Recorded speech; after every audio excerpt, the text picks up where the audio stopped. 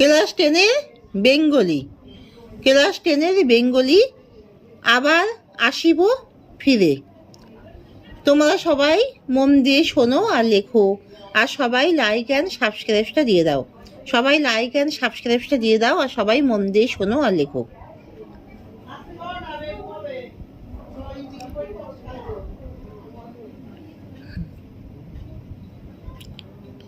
Class 10-এর Bengali আবার আসিব ফিরে।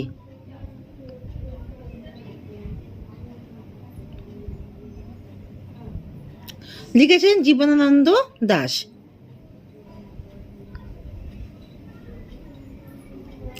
জীবনানন্দ দাশ লিখেছেন। জলঙ্গি কি? জলঙ্গি হলো নদী, পশ্চিমবঙ্গের মুর্শিদাবাদ জেলা ও নদিয়া জেলা দিয়ে প্রবাহিত।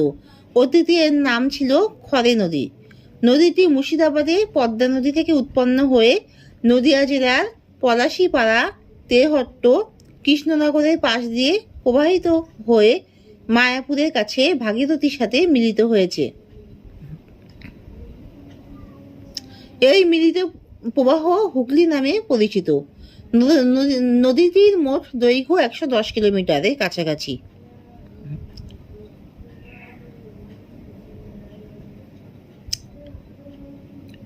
ধানসিঁড়ি। ধানসিঁড়ি কি?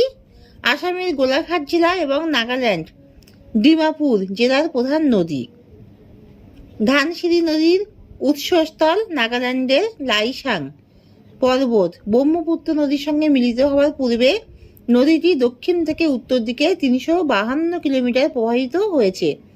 ধানসিঁড়ি নদীটি 1210 স্কোয়ার কিলোমিটার জুড়ে প্রবাহিত। এই নদীটির এক পারে